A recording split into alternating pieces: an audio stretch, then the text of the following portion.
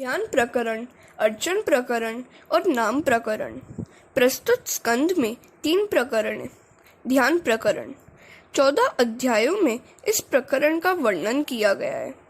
14 अध्यायों का अर्थ है 5 कर्मेंद्रिय, 5 ज्ञानेंद्रिय, मन, बुद्धि, चित्त और अहंकार। इन सभी को परमात्मा के ध्यान में रत रखें तो ध्यान सिद्ध होता है।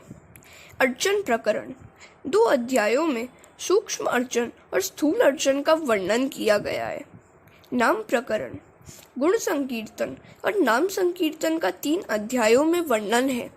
परमात्मा के मंगलमय नाम का जप करो, चाहे ज्ञान मार्गी हो या भक्ति मार्गी, किंतु ईश्वर की साधना और ध्यान किए बिना काम नहीं बन पाता। किसी एक में मन स्थिर होने पर मन की शक्ति बढ़ती है। इस प्रकार 3 साधन बताए गए हैं, ध्यान, अर्चन और नाम।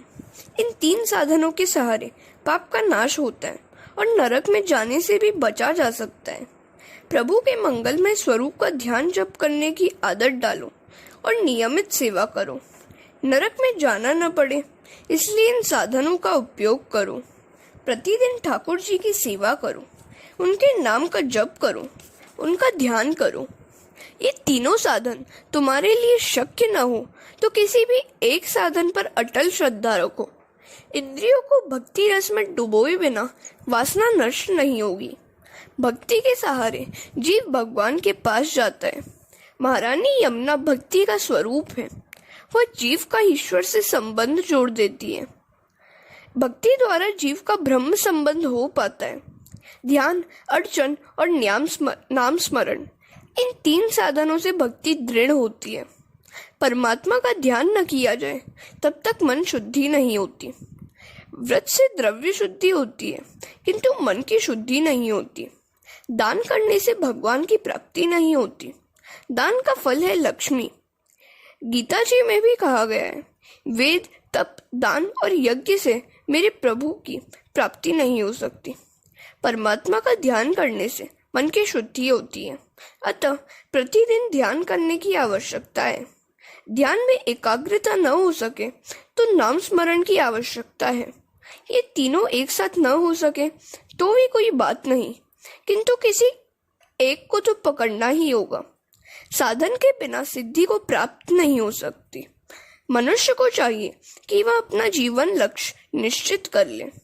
एक ही ध्येय के बिना जीवन बिना नाविक की नौका जैसा है। ध्येय निश्चित करके उसे सिद्ध करने के लिए साधना करो। इस कलिकाल में और तो कुछ भी नहीं हो सकता, अतः नाम स्मरण का ही आसरा लेना चाहिए। कलिकाल में नाम सेवा प्रधान मानी गई है। कलयुग में स्वरूप सेवा शीघ्र फलदायी नहीं होती। स्वरूप सेवा है तो उत्तम, किंतु उसमें पवित्रता की बड़ी आवश्यकता है। कलयुग में मानव ऐसा पवित्र नहीं रह सकता, अतः कलयुग में नाम सेवा ही मुख्य कही गई है। अदृश्य वस्तु का नाम जपने से उस नाम का स्वरूप प्रकटेगा। प्रत्यक्ष साक्षात्कार होने तक प्रभु का नामाश्रय लेने वाले का एक न एक दिन प्रभु से साक्षात्कार अवश्य होगा। सीता जी ध्यान से इस प्रकार नाम स्मरण करती थी कि वृक्षों के पत्ते से राम ध्वनि होती थी। परमात्मा के नाम में निष्ठा का होना बड़ा कठिन है। नाम स्मरण के समय जीभ रुक जाती है, पाप जीभ को पकड़े रहता है। घर में पग पग पर भगवान का नाम लो तो पग पग पर यज्ञ का पुण्य प्राप्त होता है। यूं तो यह दिखता है अतिशय सुलभ, पर है बहुत कठिन। नाम में अटल निष्ठा रखो। परमात्मा के नाम का सतत जप करने की आदत होगी तो मृत्यु भी उजागर होगी। अंत काल तक ब्रह्मनिष्ठा बनाए रखना आसान नहीं है। नाम निष्ठा के सिवा कलिकाल में अपने उद्धार का अन्य कोई उपाय नहीं है। राम नाम से तो पत्थर भी तैर गए थे, किंतु राम द्वारा डाले गए पत्थर तैरे नहीं थे। हरे कृष्णा। बार रामचंद्र जी के मन में कौतूहल उत्पन्न हुआ। उन्होंने सोचा कि मेरे नाम से पत्थर तैरे थे और वानरों ने समुद्र पर सेतु बनाया था। मैं भी देखूं कि मेरे स्पर्श होने पर पत्थर तैरते हैं या नहीं। यह सोचकर कोई भी न जान पाए, इस तरह वे समुद्र के किनारे पर आए और उन्होंने समुद्र में पत्थर फेंके, किंतु वे तो सबके सब पानी में डूब गए। रामचंद्र जी को आश्चर्य हुआ कि ऐसा क्यों हुआ? मेरा नाम लिखने से तो पत्थर तेरे थे। हनुमान जी या कौतुक वहीं कहीं छिपकर देख रहे थे। श्री रामचंद्र जी को जब निराशा हुई और वह लौटकर जा रहे थे तो हनुमान जी ने रास्ते में रोककर उनका दर्शन किया। रामचंद्र जी से उनने पूछा, मेरे नाम मात्र से पत्थर कभी तैरे गए थे, किंतु जब आज स्वयं मैंने पानी में पत्थर फेंके तो वे डूब गए। आखिर ऐसा क्यों हुआ? हनुमान जी ने उत्तर दिया, यह तो स्वाभाविक ही है। जिसे रामचंद्र जी स्वयं फेंक दे, तिरस्कृत करे, उसे भला कौन तैरा सकता है? जिसे रामचंद्र जी फेंक दे, जिसका ये त्याग कर दे, उसे तो डूबना ही है। उन पत्थरों का आपने त्याग किया, अतः वे डूब गए। जिसे आप अपनाते हैं वह कभी नहीं डूब सकता। जिन पत्थरों से समुद्र पर सेतु का निर्माण किया गया था, उस पर श्री राम आपका नाम लिखा गया था, अतः वे तैर गए। जो शक्ति आपके नाम में है वह आपके हाथों में नहीं है। राम नाम में जो शक्ति है वह स्वयं राम में भी नहीं है। अपने जीवन में श्री राम ने कुछ ही लोगों का उद्धार किया था, किंतु उनके नाम ने तो आज तक अनेकों का उद्धार कर दिया। नाम जप की महिमा अनोखी है। जप करने से जन्म कुंडली के ग्रह भी बदल जाते हैं। हम और क्या कहें। जब तो जनाबाई ने किया था। जनाबाई गोबर के उपले बनाती थी, पर उन्हें कोई चुरा ले जाता था। जनाबाई ने नामदेव से इस विषय में फरियाद की। नामदेव ने कहा, उपले तो सभी के एक से ही होते हैं, ये तेरे हैं, यह कैसे जाना जा सकता है? जनाबाई ने कहा कि यह तो बड़ी आसान बात है। उपले को कान के पास लाने पर यदि उसमें विट्ठल विट्ठल ऐसी ध्वनि सुनाई दे तो समझ लेना कि वे मेरे ही हैं। जनाबाई उपले बनाने के समय बड़ी लगन से विट्ठल के नाम का जप करती थी। नामदेव ने भी उन उपलों में से विट्ठल के नाम की ध्वनि सुनी तो उन्होंने जनाबाई से कहा, नामदेव मैं नहीं, तुम ही हो। उपले बनाते समय जनाबाई विट्ठल के नाम जप में ऐसी तल्लीन हो जाती थी कि उन जड़ उपलों में से भी विट्ठल विट्ठल की ध्वनि सुनाई देती थी। जप की संख्या और फल की चर्चा इसके आगे की गई है। 2 नियमों का पालन हमेशा करो, ब्रह्मचर्य और अस्तेय। 5 कोटि जप करने वाले को ज्ञान प्राप्त होता है। केवल पढ़ते रहने से ज्ञान का अनुभव नहीं हो सकता। प्राचीन संतों के चरित्र में ऐसा कभी भी नहीं कहा कि वे अमुक स्थान पर पढ़ाई के लिए गए। भगवत भक्ति से चित्त शुद्ध होने पर उन्हें आंतरिक स्वयं स्फुरण से ज्ञान प्राप्त होता था। पंडित शास्त्रों के पीछे दौड़ता है, जबकि मीराबाई की वाणी के पीछे शास्त्र दौड़ता था। 13 कोटि जप करने से जीव और ईश्वर का मिलन होता है। कलिकाल में इसके सिवा अन्य कोई उपाय ही नहीं है। अधिकारी गुरु द्वारा मंत्र ग्रहण करने से मंत्र में दिव्य शक्ति आरोपित होती है। अजामिल भी नाम स्मरण से ही तर गया था। वेदांत के सिद्धांतों को समझाना और समझना बड़ा कठिन है। आत्मा केवल दृष्टा है और दुख तो मात्र शरीर का ही होता है। ऐसी बातें करना और समझना तो कदाचित आसान है, किंतु इन सिद्धांतों का अनुभव करना टेढ़ी खीर है। नाम स्मरण बड़ा आसान है, भक्ति आसान और सरल है। वह मृत्यु को उजागर करती है, जप के बिना जीवन सुधरता नहीं है। जीवन में कथा मार्गदर्शिका है। वह मनुष्य को अपने सूक्ष्म दोषों का भान कराती है, किंतु उसका उद्धार तो नाम जप और नाम स्मरण से ही होता है। भगवान का नाम ही परमात्मा का स्वरूप है। नाम के आश्रय से पापों का भी विनाश होता है। हरे कृष्णा। अजामिलोपाख्यान। सिद्धांत दृष्टांत के बिना बुद्धि ग्राम्य नहीं हो पाता, अतः इस सिद्धांत को समझाने के लिए अजामिल का दृष्टांत कहा गया है। अजामिल जन्म से तो अधम था, किंतु प्रभु के नाम का आश्रय ग्रहण करके कृतार्थ हो गया। हम सब अजामिल ही हैं। यह जीव माया में फंसा हुआ है। जो माया से एक रूप हो गया है वही अजामिल है। जहां भी जाओगे माया साथ साथ जाएगी। कोयले की खान में उतरे और हाथ स्वच्छ रहे, यह संभव नहीं है। संसार में माया के संसर्ग में तो आना ही पड़ता है। माया का स्पर्श तो करना ही पड़ता है, किंतु उनका स्पर्श अग्नि की भांति ही करना चाहिए। उसे विवेक रूपी चिमटे से पकड़ना चाहिए। वैसे तो अग्नि के बिना जीवन व्यवहार चल नहीं पाता, फिर भी उसे कोई हाथ तो नहीं लाता। माया हमारा पीछा करती है, पर उससे हमें बच निकलना है और ईश्वर के पीछे लगना है। हम ईश्वर का पीछा करेंगे तो माया हमारा पीछा छोड़ देगी। माया का स्पर्श करते समय बड़ा सावधान रहना चाहिए।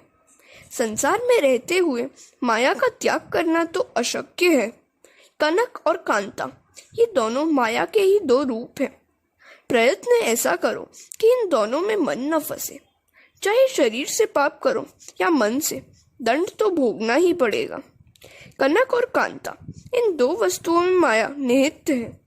इन दोनों की ओर से जिसका मन हट जाता है, उसका मन माया की ओर से हट जाता है। अजामिल शब्द का अर्थ देखिए। अजा का अर्थ है माया, और माया में फंसा हुआ जीव ही अजामिल है। अजामिल अनेक प्रकार के पाप करके जीवन यापन करता था। यह अजामिल पहले तो मंत्रवेत्ता, सदाचारी और पवित्र व्यक्ति था। एक दिन वह वन में गया था। रास्ते में उसने देखा कि एक शूद्र वेश्या के साथ काम क्रीड़ा कर रहा है। वेश्या की साड़ी सरक गई थी, अतः उसका स्वरूप उभरा हुआ दिखता था। इस दृश्य को देखने से अजामिल कामवश हो गया और कामांध हो गया।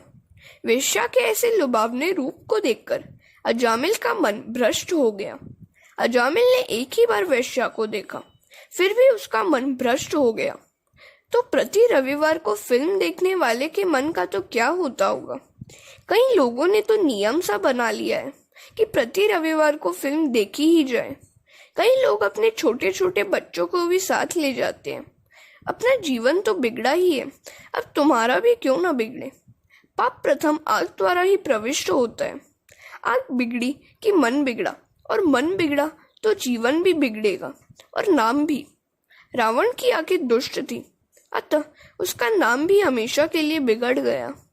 जो भी पाप मन में आते हैं, आंखों के द्वारा ही आते हैं। आंखें बिगड़ने पर मन बिगड़ता ही है। काम को आंखों में आने नहीं दोगे तो वह मन में नहीं आ सकेगा। मनुष्य शरीर से नहीं, किंतु आंख और मन से ही अधिक पाप करता है। वेश्या को देखने मात्र से अजामिल कूड़ा बन गया। प्रयोजन के बिना किसी को भी आंखें मत दो, अर्थात उसे मत देखो।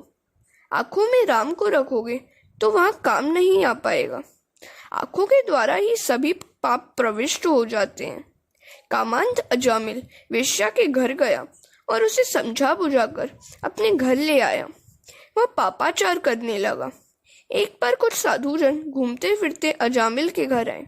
वेश्या ने देखा कि संत आए हैं, तो उसने अन्नदान किया। वैसे तो वेश्या का अन्न ग्रहण करने का शास्त्रों ने निषेध किया है, किंतु साधु जानते ही नहीं थे कि अन्नदाता नारी वेश्या है। उन्होंने रसोई बनाई और भोजन भी कर लिया। साधुजन तो जिससे अन्न ग्रहण करते हैं उसका कल्याण ही करते हैं।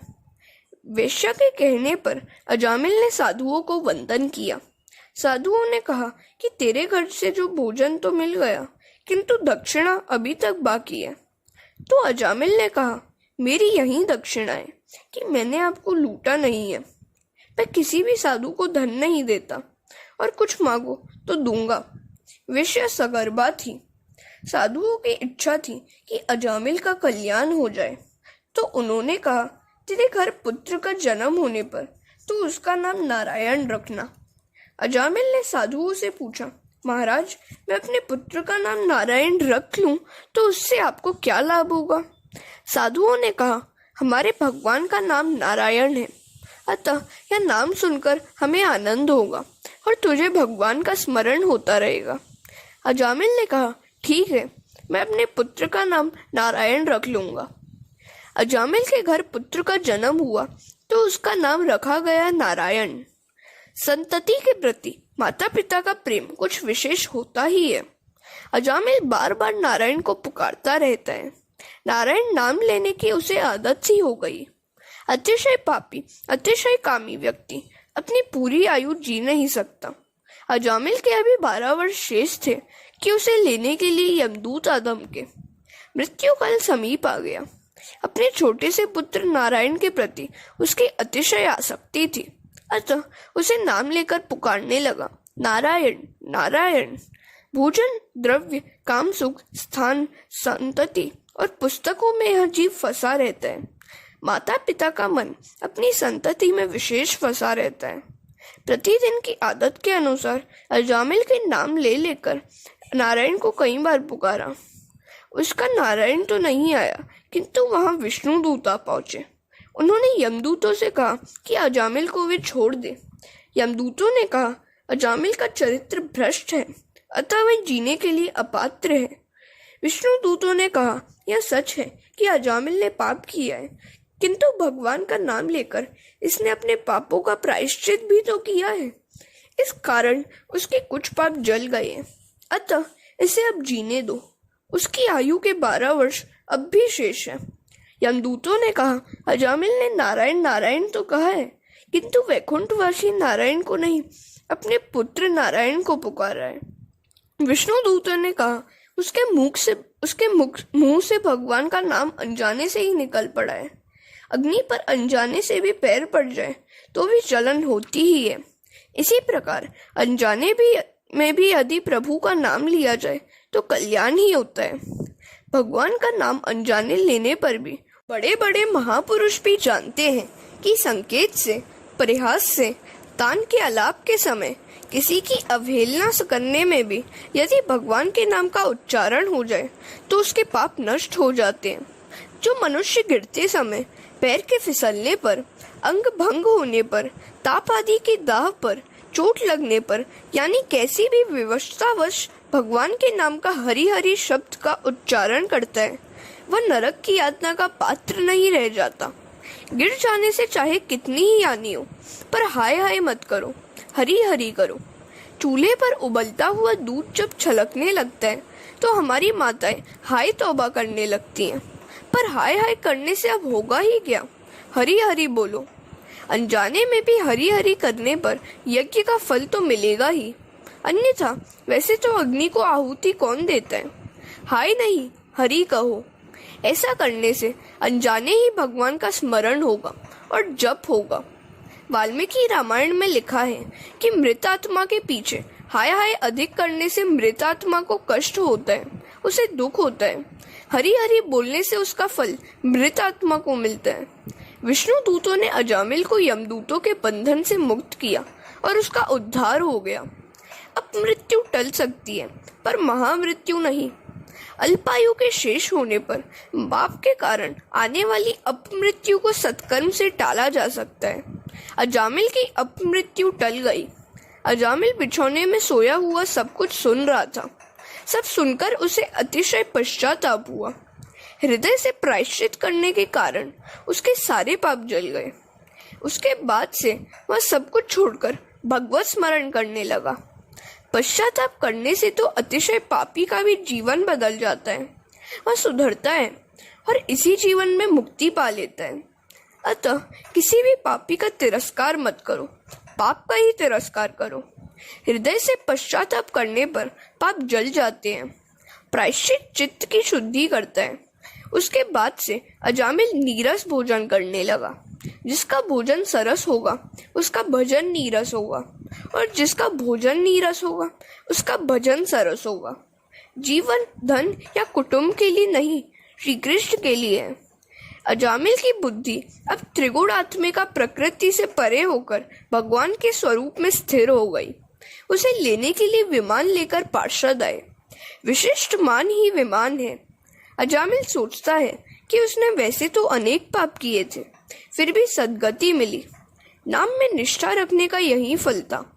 अजामिल ने नारायण नारायण का जप करके जीव और जीवन को पवित्र बना लिया। जीव को समझाने से वह सुधरेगी। श्रीखंड मांगे तो उसे कड़वे नीम का रस दो। वह व्यर्थ का भाषण ही अधिक करती है, निरर्थक बक करती रहती है। भगवान का नाम तो कभी लेती ही नहीं है। जीव को यदि नीम का कड़वा रस पिलाओगे तो उस पर राम का नाम बस जाएगा। हरे कृष्ण। भगवान की भक्ति करने वालों को इहलोक और परलोक दोनों में मान प्राप्त होता है। भगवान का कीर्तन करने से अजामिल भगवत धाम में पहुंच गया। भगवान के नाम का आसरा लेकर वह तर गया। अजा का अर्थ पहले माया कहा था, पर अब भगवान नाम का सहारा लेने पर अजा का अर्थ हो गया है ब्रह्म। आज अजामिल अज ब्रह्म के साथ मिलकर ब्रह्म रूप हो गया। आज जीव और शिव एक हो गए। अजामिल शब्द के दो अर्थ हैं, माया में फंसा हुआ जीव तथा ब्रह्म रूप हुआ जीव। माया का वर्णन तो कई तरह से किया गया है। श्रीमद् शंकराचार्य ने माया की व्याख्या करते हुए कहा है कि कंचन और कामिनी में फंसे हुए व्यक्ति को माया में फंसा हुआ जानो। किमत्र हेयम कनकम च कांता। इस जगत में कौन सी वस्तुएं त्याज्य हैं? तो उत्तर देते हैं कि जीव को अधोगति की ओर ले जाने वाला कंचन और कामिनी। इन दो में जो फंसे, जान लो कि वह माया में फंस गया। मणिरत्न माला के प्रश्न उत्तर अति उत्तम है। उसके एक एक शब्द में उपदेश भरा पड़ा हुआ है। बद्धो ही को वा विषयानुरागी, को वा विमुक्ति विषय विरक्ति, को वास्ति घोरो नरक, स्वदेह तृष्णाक्षय स्वर्ग पदम किमस्ति। बंधन युक्त कौन है? जो 5 विषयों में आसक्त है। स्वतंत्र कौन है? जो विषयों की ओर वैराग्य की दृष्टि रखने वाला है। घोर नरक कौन सा है? स्वदेह ही घोर नरक है। इस देह में सुंदरता कहाँ है? यह तो मांस, रक्त आदि दुर्गंध युक्त पदार्थों से भरा हुआ है। स्वर्ग के सोपान कौन से हैं? सभी तृष्णाओं का क्षय ही स्वर्ग का सोपान है। को वा दरिद्रो ही विशाल तृष्णा, श्रीमांश्च को यश समस्त तोष। दरिद्र कौन है? जिसकी तृष्णा विशाल है। श्रीमंत कौन है? जो सदा के लिए संपूर्ण संतोषी है। को दीर्घ रोगो भव्य एव साधो, किमौषधम तस्य विचार एव। कौन सा रोग कष्टदायी है? जन्म धारण का रोग ही अत्यधिक कष्टदायी है। रोग की औषधि क्या है? परमात्मा के स्वरूप का बार बार चिंतन और स्मरण करना ही इस भवरूपी रोग की औषधि है। अब अजामिल शब्द का दूसरा अर्थ भी देख लें। अज का अर्थ है ईश्वर। ईश्वर में, ब्रह्म में विलीन हुआ जीव ही अजामिल है। साधु होना कठिन तो है, किंतु सादगीपूर्ण जीवन में साधु बना जा सकेगा। साधु होने की नहीं, अपितु सरल होने की आवश्यकता है। जिसने रसों को जीता है, समझो कि उसने जग भी जीत लिया है। जितम सर्व जिते रसे। लौकिक सुख के प्रयत्न सफल हो जाएं तो मानो कि ईश्वर की कृपा नहीं है। लौकिक सुख की इच्छा और प्रयत्न असफल रहे तो समझो कि ईश्वर की कृपा हुई। इसका कारण यह है कि लौकिक सुखों में फंसा व्यक्ति ईश्वर भजन नहीं कर पाता। अजामिल का जीवन सुधर गया। अंत में वह विमान में बैठकर वैकुंठ धाम गया। अजामिल तो तर गया और साथ साथ संसार को उपदेश भी देता गया कि अतिशय पापी को भी निराश नहीं होना चाहिए। पापी को ऐसा कभी नहीं सोचना चाहिए कि नाम जप के लिए आवश्यक शुद्धि या निर्मलता उसमें नहीं है, अतः राम नाम जपने से क्या लाभ होगा। यदि वह ऐसा सोचता है तो वह यह भूल जाता है कि हर प्रकार की शुद्धि की प्राप्ति के लिए राम नाम का जप ही तो एकमात्र उपाय है। अति पापी होने पर पाप जल जाते हैं। भगवान का नाम जप पाप को भस्मीभूत कर देता है। हरे कृष्ण।